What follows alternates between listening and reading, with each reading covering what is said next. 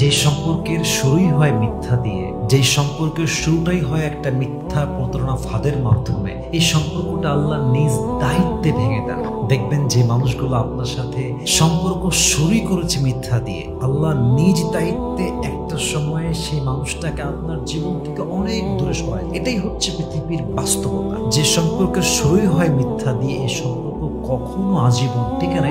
এটা আল্লাহর নেচার। এজন্য আমি সবাইকে আবদার রাখবো যে কোনো সম্পর্ক শুরু করার পূর্বে একটা কথা মাথায় রাখবেন যে আপনি অনেস্টি দিয়ে শুরু করুন।